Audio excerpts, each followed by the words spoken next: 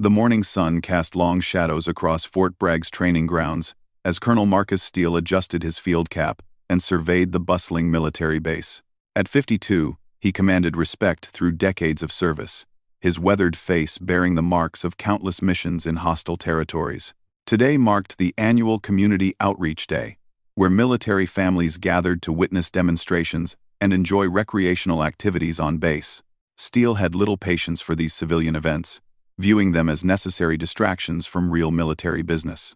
He preferred the company of hardened soldiers to chattering families, but orders were orders. As base commander, his presence was required at every station, ensuring proper protocol while maintaining the military's public image. The weapons demonstration area buzzed with activity as Navy SEALs prepared their equipment. These elite operators represented the finest special forces training America could produce. Their precision, discipline, and lethality were legendary among military circles. Today, they would showcase marksmanship skills that took years to develop, demonstrating why they earned their coveted status. Families gathered behind safety barriers, children pressing against the ropes with wide eyes. Parents pointed excitedly at the various firearms displayed on tables, explaining to their offspring about military service and protecting freedom. The atmosphere carried an air of celebration mixed with reverence for the serious business of national defense. Among the crowd stood 8-year-old Emma Chen, her dark hair pulled back in practical pigtails, wearing a simple blue dress that her grandmother had insisted upon for this special occasion. Unlike other children who chattered nervously or clung to their parents, Emma observed everything with intense focus. Her eyes tracked each SEAL's movement, noting how they handled their weapons, their stance, their breathing patterns. Emma's father, Sergeant David Chen, served as a logistics coordinator on base. Her mother worked as a civilian contractor in base communications. Both parents understood military life intimately, having met during David's early service years. They had raised Emma with respect for military tradition while encouraging her natural curiosity about everything around her. The girl possessed an unusual quality that set her apart from her peers. While other children her age played with dolls or video games, Emma studied. She read military history books borrowed from the base library, watched documentary footage of famous battles, and listened intently when adults discussed tactical situations.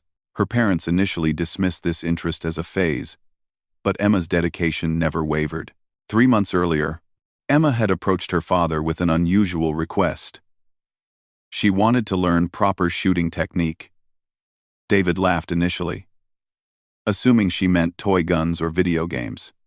When Emma clarified that she wanted real firearms training, both parents expressed concern. They explained that 8 years old was far too young for such activities, that she needed to focus on school and normal childhood pursuits. Emma persisted with quiet determination.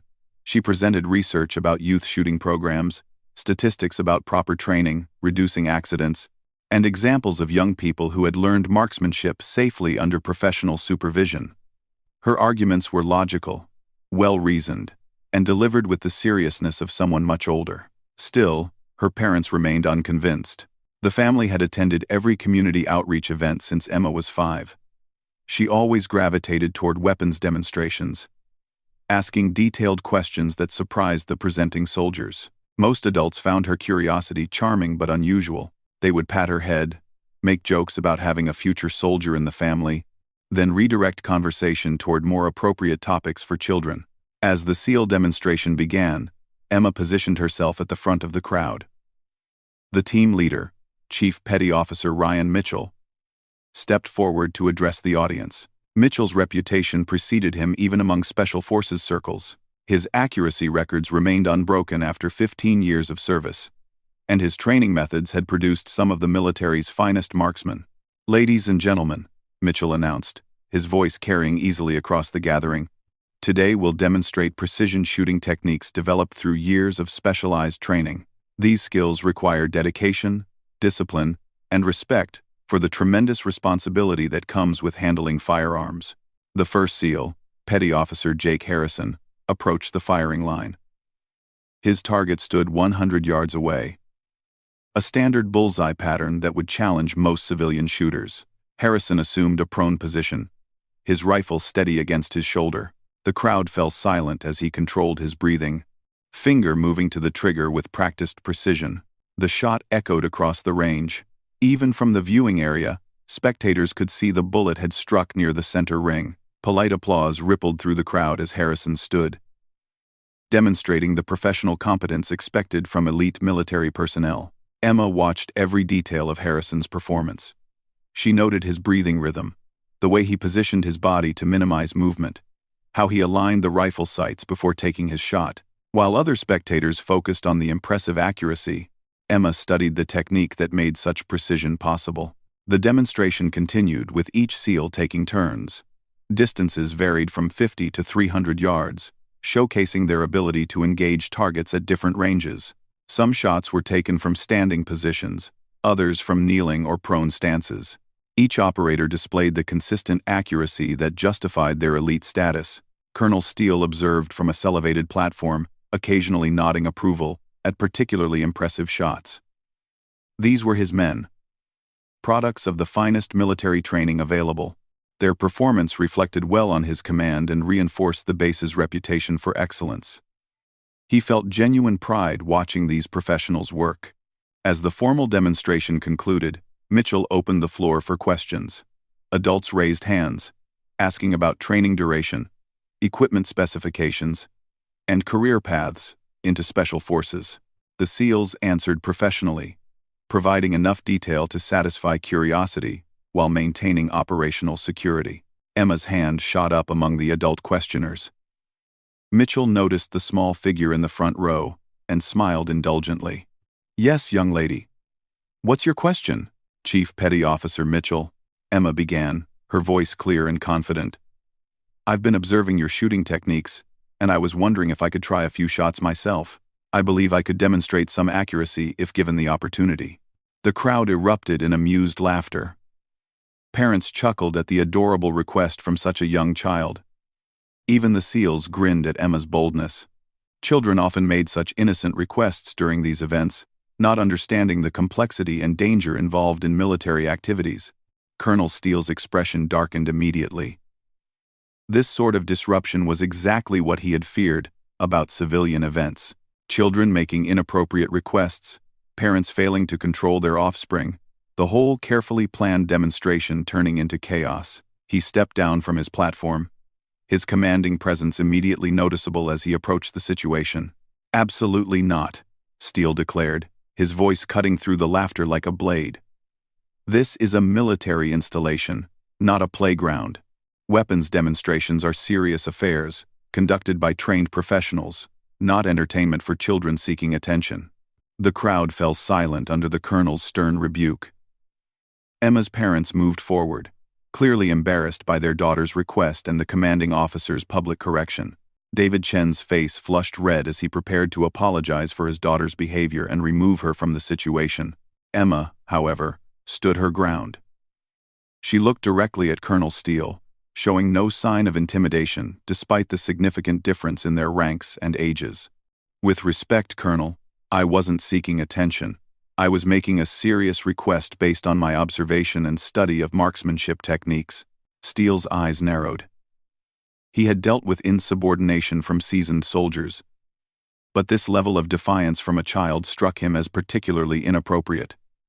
"Young lady, you are 8 years old. You have no business handling military weapons, regardless of whatever television shows or video games have given you false confidence in your abilities." "I don't watch television shows about weapons, Colonel," Emma replied calmly. "I study military history, ballistics principles, and shooting techniques through books and documented training methods. I understand the safety protocols and the physics involved in accurate marksmanship." The assembled crowd watched this exchange with growing amazement. Most had never seen a child speak so directly to such a high-ranking military officer. Emma's parents appeared mortified, clearly wanting to intervene but unsure how to handle the situation without making it worse. Chief Petty Officer Mitchell found himself caught between his commanding officer's clear disapproval and grudging respect for the child's composure under pressure. In his years of military service, he had seen grown men crumble under less intense scrutiny than Colonel Steele was currently directing at this 8-year-old girl. "Emma, please," her father finally interjected, stepping forward to place a protective hand on her shoulder. Thank you for your interest. But the Colonel is right. This isn't appropriate. Emma looked up at her father, then back at Colonel Steele. I understand your concerns about safety and proper protocols, Colonel. Perhaps we could arrange a controlled demonstration under strict supervision? I believe my performance might surprise everyone present. Steele's jaw clenched visibly. The child's persistence bordered on disrespectful, and her confident tone suggested she genuinely believed she could compete with elite military operators. Such delusions needed to be firmly corrected before they encouraged other inappropriate behavior. Miss Chen, Steele said, using her family name to emphasize the formal nature of his response. I have spent 30 years in military service. I have commanded troops in combat zones across 3 continents. I have witnessed the development of countless soldiers from raw recruits to seasoned professionals. What you are requesting is not only inappropriate but potentially dangerous. Emma nodded respectfully. I understand your extensive experience, Colonel, and I have great respect for your service record. However, my request isn't based on disrespect for military protocol. I genuinely believe I have developed sufficient skill to attempt this demonstration safely. The crowd had grown larger as word spread about the unusual confrontation. Other military personnel had begun gathering, curious about what could hold Colonel Steele's attention for so long during a routine community event. The situation was becoming exactly the kind of spectacle Steele had hoped to avoid. Mitchell stepped closer, attempting to diffuse the tension. Colonel, if I may suggest a compromise. Perhaps we could allow the young lady to observe our safety briefing and equipment explanation. Education is part of our community outreach mission. Steele turned his stern gaze toward the Chief Petty Officer. The matter is settled, Chief. This child will observe from the appropriate distance like every other civilian present. We will not be turning military equipment into toys for entertainment purposes. Emma's expression remained calm despite the clear dismissal. Colonel Steele, with respect, I believe you're making assumptions about my capabilities based on my age rather than any demonstrated evidence. In military terms, wouldn't that be considered poor intelligence gathering? The audacity of the statement drew gasps from nearby adults. Several military personnel exchanged glances, uncertain whether to admire the child's courage or condemn her apparent disrespect. Colonel Steele's face darkened further as he processed what amounted to a tactical criticism from an 8-year-old civilian. Young lady, Steele said, his voice dropping to the dangerous quiet that experienced soldiers recognized as a warning. You are addressing a United States Army colonel. Your manner of speaking is inappropriate and will not be tolerated. Emma straightened her posture, meeting his gaze directly. I apologize if my tone seemed disrespectful, Colonel. That was not my intention. I was attempting to communicate using terminology you would understand, given your extensive military background. The situation had reached a critical point. Emma's parents looked desperate to extract their daughter from what was clearly becoming a serious confrontation with base command.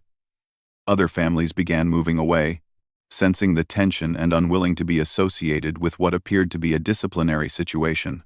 Colonel Steele made his final decision. This demonstration is concluded. Security will escort this family from the range area immediately. Such disruptive behavior will not be tolerated at future community events. As security personnel approached, Emma looked once more at the colonel. Sir, I understand your position. However, I believe you're making an error in judgment that you may regret. Sometimes the most unexpected individuals possess capabilities that surprise even experienced professionals. With that final statement, Emma allowed her parents to guide her away from the demonstration area. The crowd began to disperse, buzzing with conversation about the remarkable exchange they had witnessed. Colonel Steele watched the small figure disappear into the crowd, her confident words echoing in his mind, despite his irritation at her presumptuous behavior. Chief Petty Officer Mitchell approached his commanding officer as the area cleared. Sir, if I may ask, what did you make of that exchange?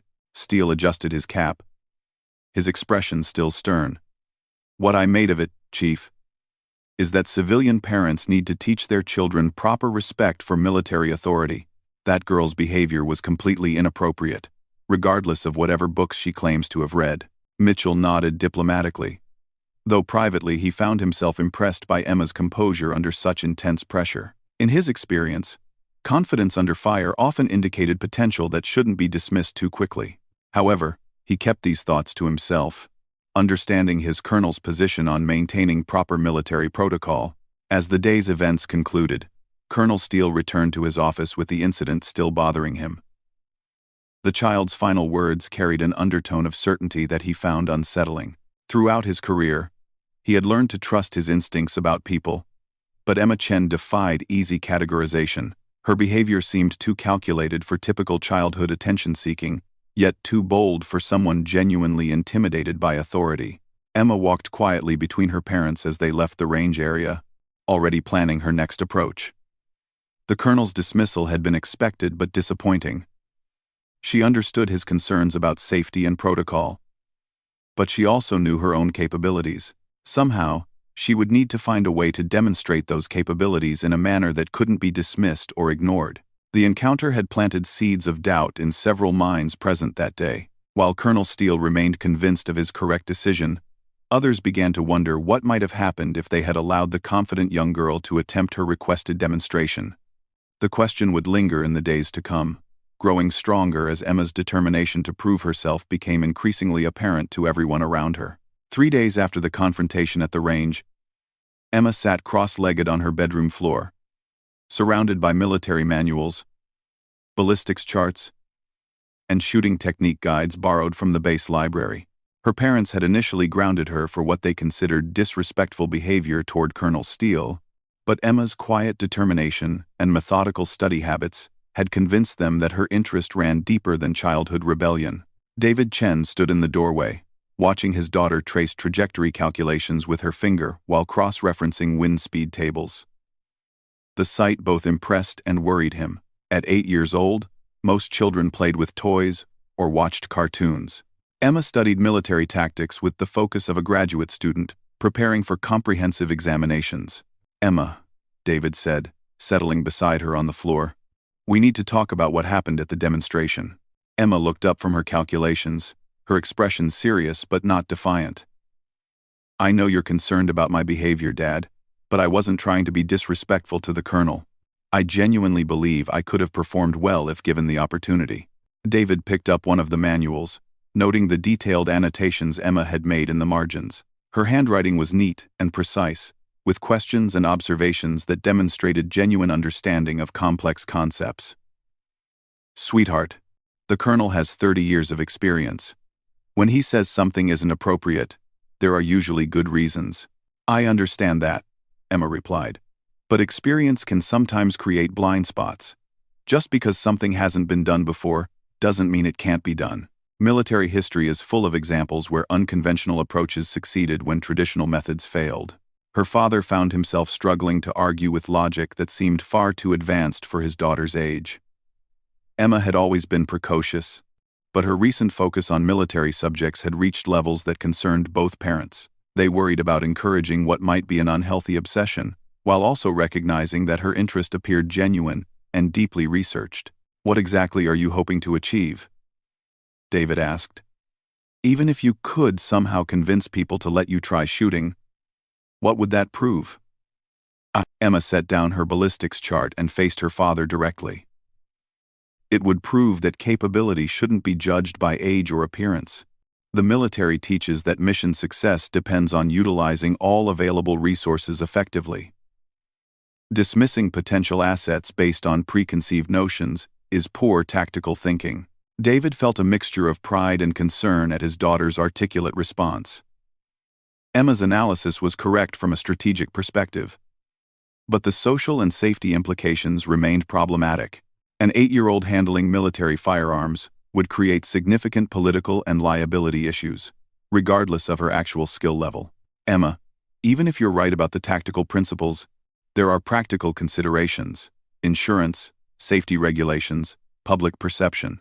These things matter in military operations too." Emma nodded thoughtfully. "I've researched those issues. Youth shooting programs exist in civilian contexts, with proper supervision and safety protocols. The NRA and various youth organizations have established successful frameworks for teaching marksmanship to young people. The military itself has junior ROTC programs that include weapons familiarity training, Her father realized that Emma had anticipated his objections and prepared comprehensive responses. This level of strategic thinking impressed him while simultaneously deepening his concerns about her unusual focus. Most 8-year-olds didn't develop detailed counter-arguments to adult concerns about their recreational activities. Over the following week, Emma's routine became increasingly structured around her shooting studies. She woke early each morning to review breathing techniques and stance fundamentals before school. During lunch breaks, she practiced dry-firing positions using pencils as substitute rifles, much to her teacher's bewilderment. Evenings were devoted to studying ballistics calculations and weather effect tables.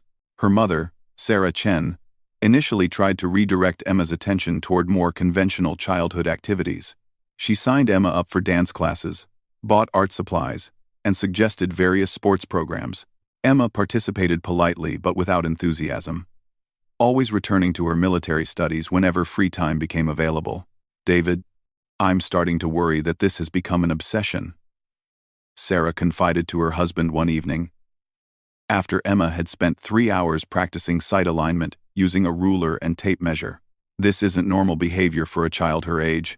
David had been having similar concerns but found himself increasingly impressed by Emma's dedication and methodology. "She's not neglecting school or her health. Her grades are excellent. She's eating properly, sleeping adequately. It's just that her hobby is unusual." Sarah sat at the kitchen table, watching Emma through the window as she practiced breathing exercises in the backyard. "But is it healthy for an 8-year-old to be this focused on weapons and military tactics? Shouldn't she be playing with friends or developing interests appropriate for her age?" The question highlighted the family's central dilemma. Emma's interest appeared genuine and intellectually sophisticated, but its intensity seemed disproportionate for someone so young. Neither parent wanted to crush their daughter's passion, but they also felt responsible for ensuring her emotional and social development remained balanced. Meanwhile, news of the confrontation with Colonel Steele had spread throughout the base community. Military families discussed the incident at social gatherings, with opinions divided between those who admired Emma's boldness and those who felt she had been disrespectful to military authority. The story grew with each retelling, often focusing more on the drama than the underlying issues of capability assessment and opportunity. Chief Petty Officer Mitchell found himself thinking about Emma's confident challenge more frequently than he expected. During training sessions with his SEAL team, he occasionally wondered what might have happened if they had allowed her to attempt a shot. The question bothered him because his professional experience suggested that such confidence under pressure often indicated genuine capability. "Chief, you've been distracted lately," observed Petty Officer Harrison during a training break. "Something on your mind?" Mitchell hesitated before responding. Discussing a civilian child's shooting abilities with his team seemed inappropriate, yet the encounter continued to nag at his professional instincts. "That kid from the community demonstration last week, there was something about her confidence that didn't match typical childhood behavior." Harrison laughed. "You mean the 8-year-old who challenged the colonel? That was either the bravest or most foolish thing I've seen a civilian do in years." "Probably both." "Thanks, Duding." "That's what bothers me," Mitchell replied. "In my experience, people who maintain that level of composure under pressure usually have good reasons for their confidence. Kids that age typically back down when confronted by authority figures, especially intimidating ones like Colonel Steele." The conversation was interrupted by the arrival of Petty Officer Williams, who had been conducting equipment inventory. "Are you guys still talking about that Chen kid? I heard she's been researching shooting techniques like she's preparing for sniper school." Mitchell's interest sharpened. "Where did you hear that?" "My wife works in the base library. She says the kid checks out advanced ballistics manuals, military history books about famous marksmen, even technical documents about rifle mechanics. The librarians are amazed by what an 8-year-old is requesting." This information added new context to Mitchell's assessment of Emma's behavior. Children seeking attention typically made bold claims without supporting research. Someone conducting serious academic study suggested genuine commitment rather than superficial interest in appearing impressive. "Has anyone actually verified whether she knows what she's talking about?" Mitchell asked. "I mean, checking out books is one thing, but understanding technical content is different." Williams nodded. "According to the librarians, she asks detailed questions about concepts in the materials. Not just "what does this word mean" questions, but analytical ones about how different techniques might work in various conditions. They say she takes notes and cross-references information between different sources. The picture emerging from these reports painted Emma as someone conducting genuine research rather than casual browsing. Mitchell's military experience had taught him to value intelligence gathering, and Emma's approach seemed methodical and thorough. Such dedication often indicated natural aptitude combined with serious commitment. That evening, Mitchell made an unusual decision. He stopped by the base library during their extended hours, curious to see what materials Emma had been studying. The librarian, Mrs. Rodriguez, recognized him immediately and seemed eager to discuss the unusual young patron. "Chief, if you're here about Emma Chen, I have to tell you she's remarkable," Mrs. Rodriguez said. "In 20 years of working here, I've never seen anyone her age demonstrate such focused research skills. She reads at a level far beyond her grade, asks sophisticated questions, and clearly understands complex technical concepts." Mitchell examined several books from Emma's typical reading list. The materials covered advanced ballistics theory, military marksmanship training methods, and historical accounts of exceptional shooters. The complexity far exceeded anything he would have expected an 8-year-old to comprehend, let alone study voluntarily. "Does she seem to actually understand this material?" Mitchell asked, flipping through a detailed manual on long-range shooting techniques. Mrs. Rodriguez pulled out a notebook Emma had left behind during her last visit. With the child's permission, she had been helping Emma organize her research notes. The pages contained detailed diagrams, calculation examples, and analysis of various shooting positions. The work demonstrated not only comprehension but original thinking about applications and improvements. "Chief, this child understands ballistics principles better than some college students I've helped with physics assignments," Mrs. Rodriguez said. "She's identified inconsistencies between different sources and formulated questions about why certain techniques work in some conditions, but not others." Mitchell studied Emma's notes, his professional assessment shifting as he recognized the sophistication of her analysis. The questions she asked were the same ones that separated good shooters from exceptional ones. Her research had identified subtleties that typically took years of practical experience to discover. Has she ever asked about practical application? Has she expressed interest in actually testing these theories? Mrs. Rodriguez smiled. "Every day. She's constantly asking whether the base has facilities where her ideas could be tested, whether there are programs for young people to learn shooting, whether exceptional cases have been made for individuals with demonstrated academic preparation." This conversation crystallized Mitchell's growing conviction that Emma deserved more consideration than she had received. Her preparation wasn't the casual interest of a child seeking attention, but the methodical study of someone genuinely committed to mastering a complex skill. Such dedication warranted serious evaluation rather than dismissive rejection. The next morning, Mitchell made a decision that would prove fateful. He requested a meeting with Colonel Steele, ostensibly to discuss training schedules but actually to raise the subject of Emma's qualifications. The conversation would be delicate, requiring him to challenge his commanding officer's judgment without appearing insubordinate. Colonel Steele received Mitchell in his office at 0800 hours, as was their usual routine for weekly training updates. The meeting began with standard discussions of personnel assignments, equipment maintenance, and upcoming exercises. Mitchell waited for an appropriate opening to introduce the more sensitive topic. "Sir, I wanted to follow up on last week's community demonstration," Mitchell began carefully. "Specifically, the incident with the Chen child." Steele's expression immediately hardened. "What about it, Chief?" The matter was handled appropriately. Civilian children have no business making demands about military weapons, regardless of how confident they might seem. Mitchell chose his words carefully. "Sir, I've been gathering some additional information about the child's background and preparation. I believe there may be factors we weren't aware of during the initial incident." "Such as?" Steele asked, his tone suggesting limited patience for the discussion. Mitchell presented the information he had gathered about Emma's research, her academic approach to studying ballistics, and the sophistication of her preparation. He emphasized the methodical nature of her studies and the advanced level of her understanding, arguing that such dedication might indicate genuine capability worthy of evaluation. Colonel Steele listened without interruption, his expression remaining skeptical throughout Mitchell's presentation. When the chief finished, Steele leaned back in his chair and considered his response carefully. "Chief, I appreciate your thoroughness in gathering this information. However, my decision remains unchanged.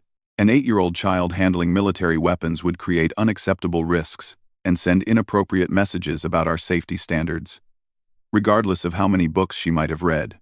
Mitchell had anticipated this response but felt compelled to present one final argument. "Sir, with respect, what if we could devise a controlled test that would definitively establish her capabilities without compromising safety? Perhaps something that would satisfy both the child's request and our security concerns." The suggestion hung in the air between them, representing a potential compromise that could address everyone's interests while maintaining appropriate military standards. Colonel Steele's response would determine whether Emma would receive the opportunity she sought or continue facing dismissal based on age-based assumptions rather than demonstrated capability. Colonel Steele stared at Chief Petty Officer Mitchell for a long moment, weighing the implications of the proposed compromise. The idea of allowing an 8-year-old to handle military firearms still struck him as fundamentally inappropriate, but Mitchell's research about Emma's preparation had introduced uncomfortable questions about the basis for his initial dismissal. "Chief, what exactly are you proposing?" Steele asked, his tone measured but skeptical. "Because anything involving that child and live ammunition is going to require extraordinary justification." Mitchell had anticipated this question and prepared a carefully structured response. "Sir, I'm suggesting a graduated evaluation process.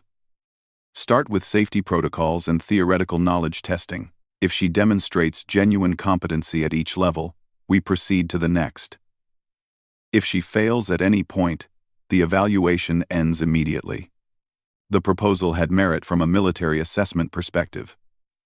Standard military training followed similar progression patterns, ensuring that individuals proved their capabilities at each level before advancing to more complex or dangerous activities. Such an approach would provide objective criteria for evaluation while maintaining appropriate safety controls. "And if she somehow passes your theoretical tests?" Steele pressed. "What then? Are you seriously suggesting we hand a child a loaded rifle?" Mitchell shook his head. "Not without additional safeguards, sir. Controlled environment, extensive safety supervision, modified equipment if necessary. The goal would be to evaluate her actual capabilities under conditions that ensure everyone's safety while providing a fair assessment." Colonel Steele found himself considering the proposal despite his instinctive resistance. Mitchell's approach would either definitively prove the child's limitations, ending her unrealistic requests permanently, or reveal capabilities that would force a reconsideration of age-based assumptions. Either outcome would resolve the situation more satisfactorily than continued dismissal. "Chief, this is highly irregular. If something goes wrong, both our careers could be finished. Are you willing to stake your reputation on this child's abilities?" The question struck at the heart of Mitchell's dilemma. His professional instincts suggested Emma possessed genuine capability, but recommending such an unprecedented evaluation carried enormous personal and professional risks. Military careers had been destroyed over smaller judgment errors, particularly those involving civilian safety. "Sir, I believe my assessment is sound," Mitchell replied after careful consideration. "If I'm wrong, I accept full responsibility for the consequences. But if I'm right, we might be witnessing something exceptional that deserves recognition rather than dismissal." Steele appreciated Mitchell's willingness to accept accountability for his recommendation. Such personal commitment suggested genuine conviction rather than casual curiosity about an unusual situation. After 15 years of working together, Steele trusted Mitchell's judgment about personnel assessment and capability evaluation. "Very well, Chief. Design your evaluation protocol. But understand this. Any safety violation, any indication that the child is unprepared or unsuitable, ends the process immediately. And if this becomes a public relations disaster, you'll be explaining it to my superiors." Mitchell felt a mixture of relief and apprehension at the colonel's conditional approval. He had achieved the opportunity he sought for Emma, but now bore responsibility for justifying his faith in her abilities. The evaluation would need to be comprehensive, objective, and absolutely focused on safety to satisfy Colonel Steele's legitimate concerns. Over the following 3 days, Mitchell developed a detailed assessment protocol that would test Emma's knowledge, judgment, and practical capabilities in progressive stages. The process began with written examinations covering safety procedures, ballistics theory, and equipment operation. Only successful completion of theoretical testing would qualify her for practical evaluation. The practical assessment would occur in controlled stages, beginning with dry-fire exercises using unloaded weapons, progressing to supervised live-fire training with modified ammunition, and culminating in standard military marksmanship tests, if previous stages demonstrated adequate competency. Each phase included multiple opportunities to halt the evaluation if safety concerns arose. Meanwhile, Emma continued her intensive study routine, unaware that her request was receiving serious reconsideration. Her parents had noticed increased focus in her preparation, but assumed she was simply maintaining her academic interest in military subjects rather than preparing for potential practical application. David Chen observed his daughter's morning routine as she practiced breathing exercises and stance fundamentals in their backyard. Emma's dedication impressed him, but he worried about her investment in what seemed like an impossible goal. Colonel Steele's dismissal had appeared definitive, leaving little hope for the opportunity Emma sought. "Emma, have you considered other ways to pursue your interest in marksmanship?" David asked during breakfast. "There are civilian shooting clubs, youth programs that might be more appropriate for someone your age." Emma looked up from her ballistics calculations, which had become as routine as reading the morning newspaper. "I've researched those options, Dad. Most youth programs don't start until age 10 or 12, and civilian training lacks the precision and standards I want to achieve. Military marksmanship represents the highest level of professional development." Her response demonstrated the challenge her parents faced in redirecting Emma's interests. She had analyzed alternative approaches and found them inadequate for her goals. Civilian programs offered recreational shooting rather than the elite performance standards that captured Emma's imagination. "But sweetheart," her mother interjected, "sometimes we have to accept that certain goals aren't achievable immediately. You could develop your skills through available programs and work toward military training when you're older." Emma considered this suggestion seriously before responding. "Mom, I understand the logic of gradual development, but I also know that exceptional opportunities sometimes require immediate action. Military history includes many examples of young people who achieved remarkable things when given appropriate chances." Her parents exchanged concerned glances at this response. Emma's historical knowledge was accurate, but her application to her current situation seemed unrealistic. Young people in military history had typically faced desperate circumstances that justified extraordinary measures, not peaceful requests for recreational opportunities.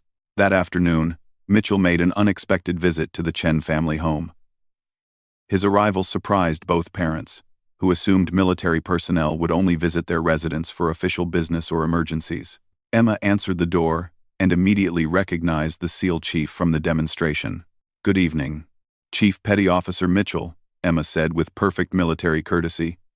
"How may I help you?" Mitchell was struck again by Emma's composure and proper protocol usage. Most children her age would have run to get their parents, or displayed nervousness at an unexpected visit from a military official. Emma's response suggested genuine familiarity with appropriate military behavior rather than rehearsed politeness. "Good evening, Emma. I was hoping to speak with you and your parents about a possible opportunity related to your marksmanship interests." Emma's eyes brightened, but she maintained her composed demeanor. "Please come in, Chief. My parents are in the living room."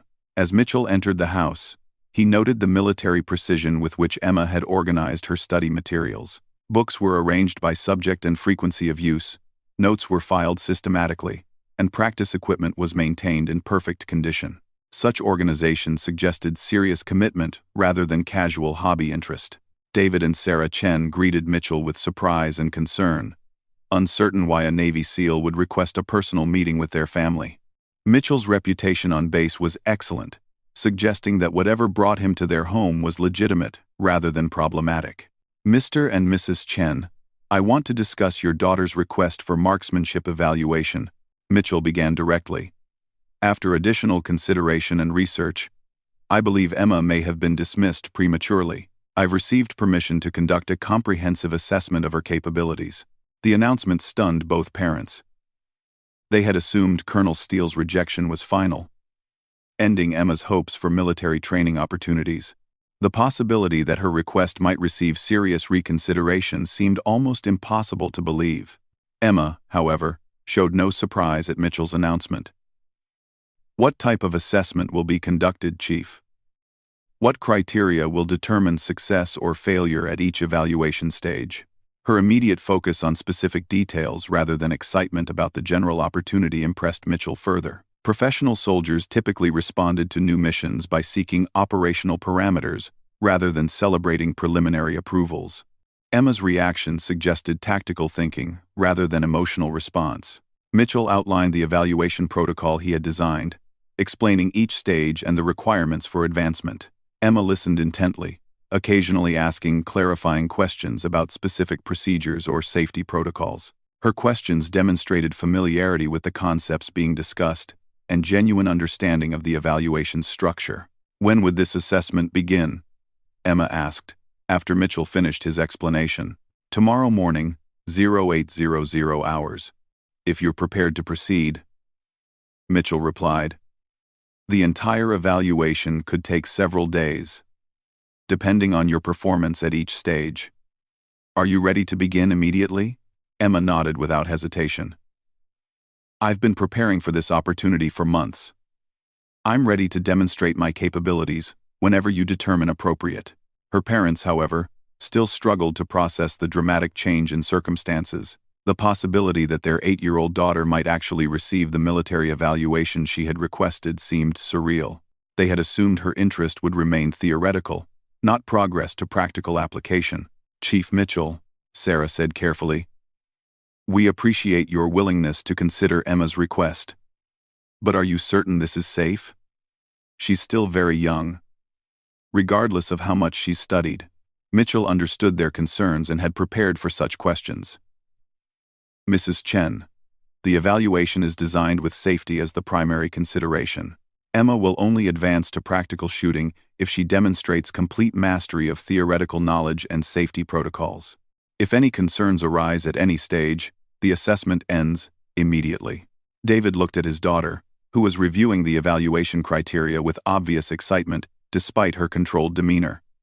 "Emma, are you sure you want to proceed? This is a significant test, and if you don't perform well, it might discourage future opportunities." Emma considered her father's warning seriously. "Dad, I understand the risks, but I also know my capabilities. I've prepared thoroughly, studied extensively, and analyzed my strengths and weaknesses objectively. I believe I'm ready for this evaluation." Her confidence remained unshakable, supported by months of dedicated preparation and genuine understanding of the challenges she would face. Mitchell recognized the type of quiet certainty that often preceded exceptional performance, the same quality he had observed in elite military personnel before crucial missions. "Very well," Mitchell said, standing to conclude the meeting. "Emma, report to Range Building 7 at 0800 hours tomorrow. Wear appropriate clothing for outdoor activities and bring any study materials you want to reference during theoretical testing. Your parents are welcome to observe all stages of the evaluation." As Mitchell prepared to leave, Emma stopped him with one final question. "Chief, will Colonel Steele be observing the assessment?" The question carried implications that demonstrated Emma's understanding of the political dimensions surrounding her evaluation. She recognized that proving her capabilities to Mitchell was only part of the challenge. Ultimately, Colonel Steele would need to be convinced that his initial dismissal had been premature. "The Colonel will receive regular updates on your progress," Mitchell replied diplomatically. "If you advance to the final evaluation stages, he will almost certainly attend to observe your performance personally." Emma nodded, understanding the subtext of Mitchell's response. Colonel Steele remained skeptical about her abilities and would require overwhelming evidence to reconsider his position. The evaluation would need to exceed all expectations rather than simply meeting minimum standards. That evening, Emma made final preparations for the assessment that would determine whether her months of study and preparation had been worthwhile. She reviewed her notes one last time, practiced her breathing exercises, and visualized the successful completion of each evaluation stage. Tomorrow would prove whether exceptional capability could overcome age-based assumptions, or whether Colonel Steele's dismissal would be validated by her performance under pressure. The stakes could not have been higher, both for Emma's personal goals and for the broader question of how military organizations assessed potential regardless of conventional expectations. The evaluation would test more than marksmanship skills. It would challenge fundamental assumptions about capability, age, and the wisdom of dismissing exceptional individuals based on superficial characteristics rather than demonstrated competence. Emma arrived at Range Building 7 precisely at 0800 hours, carrying a neatly organized folder containing her study materials and wearing practical clothing suitable for outdoor activities. Her parents followed closely behind, their expressions mixing pride in their daughter's dedication with anxiety about the unprecedented evaluation she was about to undergo. Chief Petty Officer Mitchell waited beside a table laden with testing materials, safety equipment, and documentation forms. The formal setup emphasized the serious nature of the assessment while providing clear structure for the evaluation process. Two other SEALs, Petty Officers Harrison and Williams, stood nearby as witnesses and safety observers. "Good morning, Emma," Mitchell said, maintaining professional courtesy while establishing the formal atmosphere appropriate for military testing. "Are you prepared to begin your evaluation?" Emma stood at attention, demonstrating proper military bearing despite her age and civilian status. "Good morning, Chief Petty Officer Mitchell. I am prepared to proceed with the assessment as outlined yesterday evening." Her precise language and military courtesy impressed the observing SEALs, who had expected typical childhood nervousness or excitement. Instead, Emma displayed the controlled professionalism they associated with serious candidates entering specialized training programs. Mitchell handed Emma a comprehensive written examination covering weapon safety, ballistics theory, range protocols, and emergency procedures. The test contained questions that challenged experienced military personnel, designed to establish whether her theoretical knowledge matched her confident claims about preparedness. "You have 90 minutes to complete this examination," Mitchell explained. "Answer each question thoroughly, showing your work for all calculations. If you encounter any questions you cannot answer completely, indicate your level of uncertainty rather than guessing." Emma accepted the test materials and immediately began reading through the questions systematically. Her parents watched nervously as she tackled problems that seemed impossibly advanced for someone her age. The mathematical calculations alone appeared complex enough to challenge high school students, let alone an 8-year-old child. The first section covered fundamental safety principles, asking Emma to identify potential hazards in various scenarios and describe appropriate responses to emergency situations. She answered these questions quickly and confidently, drawing from months of studying military safety protocols and civilian shooting guidelines. Ballistics questions formed the examination's core, testing her understanding of trajectory calculations, wind compensation factors, and ammunition characteristics. Emma approached these problems methodically, showing detailed mathematical work and explaining her reasoning for each solution. Her calculations demonstrated not only correct answers but sophisticated understanding of the underlying principles. Range protocols required knowledge of proper procedures for different types of training exercises, communication systems, and coordination between shooters and range safety officers. Emma's responses revealed familiarity with military standards rather than civilian shooting club procedures, indicating her research had focused specifically on professional military practices. The emergency procedures section challenged candidates to describe responses to various equipment malfunctions, medical emergencies, and safety violations. Emma's answers demonstrated clear understanding of priority systems, proper notification chains, and immediate action procedures that would protect everyone present during training activities. As Emma worked through the examination, Mitchell observed her methodology and demeanor. She read each question completely before beginning her response, organized her thoughts before writing, and double-checked her calculations before moving to the next problem. Such systematic approaches typically indicated genuine preparation rather than superficial cramming. After 75 minutes, Emma completed the examination and requested permission to review her answers. Mitchell granted additional time for verification, noting that she used the opportunity to check calculations and ensure her responses addressed all parts of complex questions rather than second-guessing her initial answers. "I have completed the written examination, Chief," Emma announced, presenting her test materials with military precision. Mitchell collected the examination and began immediate evaluation, knowing that Emma and her parents would be anxious about the results. The other SEALs gathered around as he reviewed her responses, their expressions showing increasing surprise at the sophistication and accuracy of her answers. The safety section was perfect. Emma had identified all potential hazards and described appropriate responses with detail that exceeded many military personnel. Her explanations demonstrated understanding of why specific procedures were important, rather than mere memorization of rules. Ballistics calculations were not only correct but showed advanced understanding of factors that typically required years of practical experience to appreciate. Emma had identified variables that many experienced shooters overlooked and incorporated compensation factors that demonstrated sophisticated analytical thinking. Range protocols revealed knowledge of procedures specific to military training rather than civilian shooting activities. Emma's responses indicated she had studied actual military manuals rather than general firearms safety materials, suggesting serious commitment to understanding professional standards rather than recreational applications. Emergency procedures were comprehensive and prioritized correctly. Emma had described response sequences that would effectively manage various crisis situations while maintaining appropriate military command structures and communication protocols. "Emma," Mitchell said after completing his review, "you have achieved a perfect score on the written examination.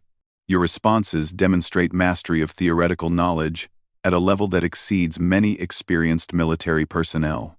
Emma's parents exchanged amazed glances at this announcement. They had known their daughter was dedicated to her studies, but the confirmation that she had mastered material challenging to professional soldiers seemed almost impossible to believe. Emma showed satisfaction but not surprise at the results. "Thank you, Chief. What is the next stage of the evaluation process?" Her immediate focus on continuing the assessment, rather than celebrating her success, impressed Mitchell further. Professional soldiers typically responded to positive evaluations by preparing for the next challenge rather than dwelling on past accomplishments. "The next phase involves practical safety demonstrations," Mitchell explained. "You'll be handling unloaded weapons to demonstrate proper procedures for inspection, maintenance, and basic operation. This stage evaluates your ability to apply theoretical knowledge in practical situations." Mitchell presented Emma with a standard military rifle, completely unloaded and safety-checked by multiple personnel. The weapon represented the same type used by the SEALs during their demonstration, though modified with additional safety features for training purposes. "Begin with a complete safety inspection," Mitchell instructed. "Assume this weapon has been handled by others and verify its condition according to standard military protocols." Emma accepted the rifle with appropriate respect, immediately pointing the muzzle in a safe direction while keeping her finger away from the trigger. Her handling demonstrated familiarity with proper safety procedures rather than nervousness about managing unfamiliar equipment. The safety inspection proceeded methodically. Emma checked the chamber, verified the magazine well was empty, examined the bolt mechanism, and ensured no ammunition remained anywhere in the system. Her inspection technique followed standard military procedures precisely, indicating study of official training materials rather than civilian handbooks. "Weapon is clear and safe for handling," Emma reported after completing her inspection. Mitchell nodded approval and continued with the next requirement. "Demonstrate proper maintenance procedures. Clean and inspect the bolt mechanism. Then reassemble the weapon correctly." Emma disassembled the rifle systematically, laying out components in organized patterns that would prevent loss or confusion during reassembly. Her technique revealed understanding of the weapon's mechanical principles rather than simple memorization of disassembly sequences. The cleaning process demonstrated attention to detail and proper tool usage. Emma identified wear points that required special attention, explained the purpose of each maintenance step, and showed familiarity with military standards for weapon readiness rather than civilian gun care practices. Reassembly proceeded smoothly, with Emma verifying proper fit and function of each component before proceeding to the next step. Her final inspection confirmed that the weapon had been restored to full operational condition, ready for safe use by qualified personnel. Maintenance complete. Weapon ready for operation, Emma reported, presenting the rifle for Mitchell's final inspection. Mitchell examined Emma's work and found it flawless. The weapon had been properly maintained according to military standards, with attention to details that many soldiers learned only through years of experience. Her performance suggested natural mechanical aptitude combined with thorough theoretical preparation. "Outstanding work, Emma," Mitchell said. "You've demonstrated complete mastery of safety procedures and maintenance requirements. Are you prepared for the next evaluation phase?" Emma straightened her posture in response to the question. "Yes, Chief. What does the next phase require?" Mitchell exchanged glances with his fellow SEALs, who had observed the evaluation with growing amazement. Emma's performance had exceeded their most optimistic expectations, demonstrating capabilities that justified serious consideration for practical shooting evaluation despite her young age. "The next phase involves marksmanship fundamentals using a modified training system," Mitchell explained. "You'll be using a laser training device that simulates live firing without actual ammunition. This allows evaluation of your shooting technique while maintaining absolute safety." The laser training system represented cutting-edge military technology that provided precise feedback about shooting accuracy, consistency, and technique. The equipment could detect minute variations in aim, timing, and form that determined the difference between good shooters and exceptional marksmen. Emma listened intently as Mitchell explained the laser system's operation and scoring criteria.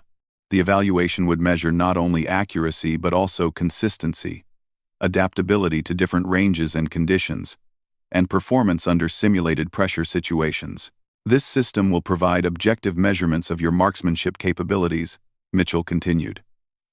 "The standards for success are identical to those used for Navy SEAL qualification. Are you confident about proceeding with this level of evaluation?" Emma considered the implications of Mitchell's question. SEAL qualification standards represented some of the most demanding marksmanship requirements in the military. Success would prove her capabilities beyond any reasonable doubt, while failure would definitively end her hopes for military shooting opportunities. "Chief, I understand the standards and accept the challenge," Emma replied. "I've prepared specifically for this type of evaluation and believe my training has been adequate for success."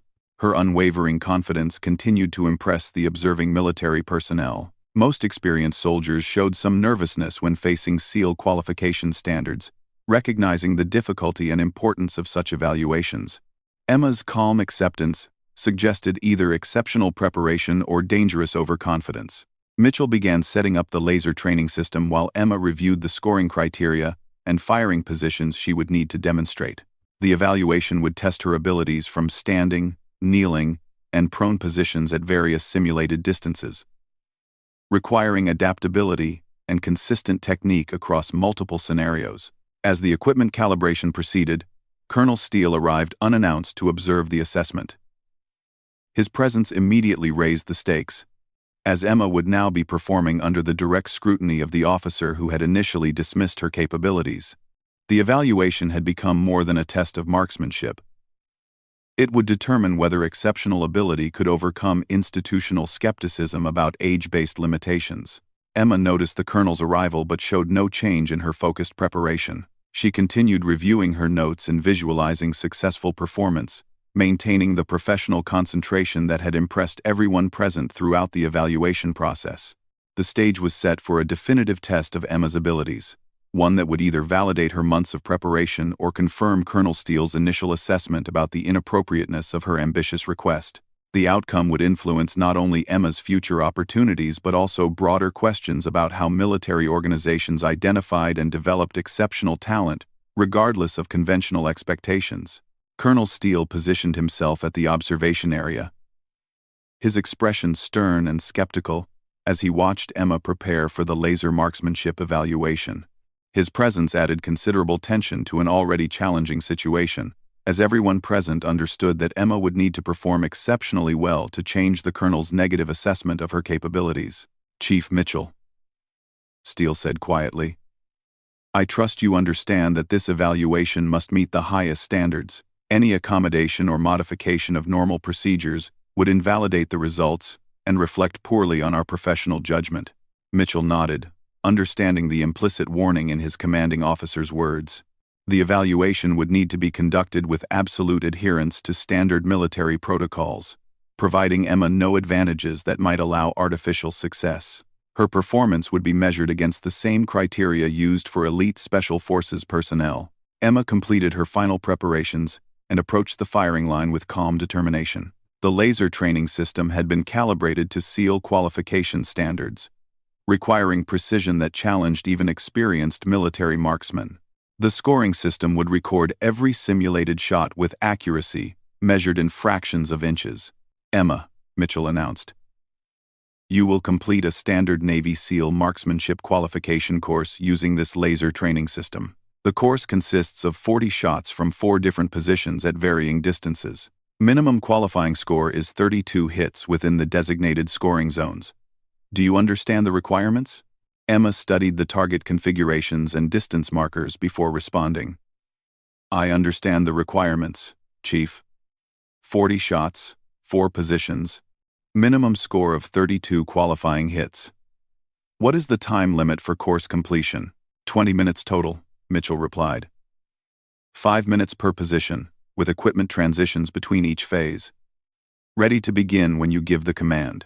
Emma assumed the first firing position, standing unsupported at the 100-yard line. This represented one of the most challenging marksmanship positions, requiring exceptional control and consistent technique to achieve acceptable accuracy. The laser system would detect any movement or instability that affected shot placement. Ready to commence firing, Emma announced, settling into her shooting stance.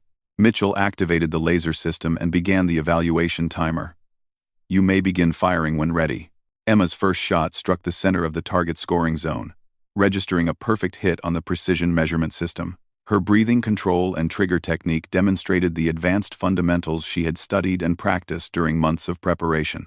The second shot followed quickly, again striking within the highest scoring zone. Emma's rhythm was smooth and controlled, showing none of the rush or nervousness that often affected shooters under pressure. Her technique remained consistent as she worked through the standing position requirements. Colonel Steele watched intently as Emma continued firing. Each shot struck within acceptable scoring zones, with most achieving precision that exceeded minimum qualification requirements. Her performance was methodical and professional, resembling the work of experienced military marksmen, rather than an 8-year-old child attempting her first formal evaluation. 5 minutes. Transition to kneeling position, Mitchell called out. Emma smoothly moved to the kneeling firing line, adjusting her equipment and stance for the new position requirements. The transition was efficient and professional, indicating she had practiced position changes as thoroughly as basic marksmanship fundamentals. The kneeling position offered more stability than standing but required different muscle control and balance techniques. Emma adapted immediately, her first shot from the new position achieving the same precision she had demonstrated while standing. Her ability to maintain consistent accuracy across different positions impressed the observing SEALs. Petty Officer Harrison leaned toward his colleague Williams and whispered, Have you ever seen an 8-year-old shoot like this? Her technique is better than some of our new recruits. Williams nodded, equally amazed by Emma's performance. She's maintaining SEAL qualification accuracy under pressure. With perfect position transitions, this isn't beginner's luck. This is the result of serious training.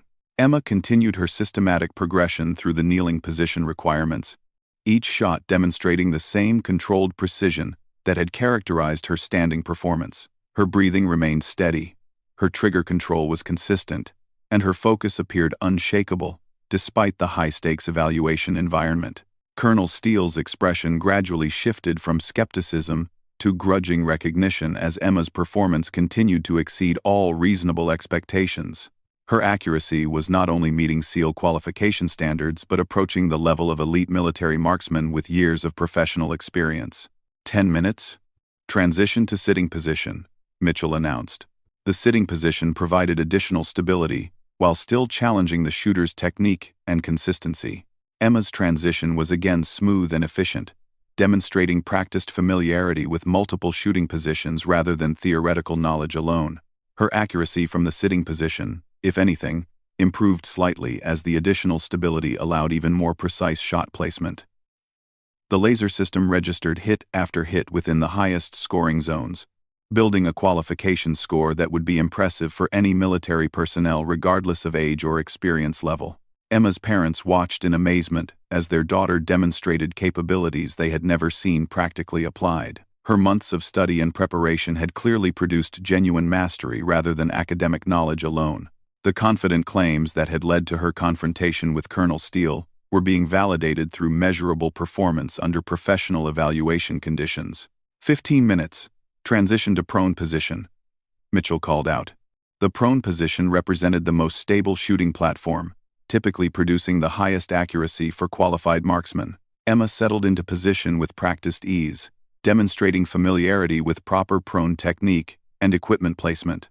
Her performance from the prone position was extraordinary. Shot after shot struck within millimeters of perfect center, achieving precision that approached the limits of the laser training system's measurement capabilities. The consistency of her accuracy suggested natural talent combined with thorough technical preparation. Colonel Steele found himself confronting the reality that his initial assessment had been fundamentally flawed. Emma was not a child seeking attention through unrealistic claims, but a genuinely exceptional individual whose capabilities transcended normal age-based expectations. Her performance under pressure demonstrated the type of composed competency that marked elite military personnel. 20 minutes. Evaluation complete, Mitchell announced. Cease firing and make weapons safe. Emma completed her final shot and immediately secured the training equipment according to proper military protocols. Her demeanor remained calm and professional, despite having just completed one of the most challenging marksmanship evaluations in the military training system. Mitchell began calculating Emma's final score, while the observing personnel gathered to witness the results.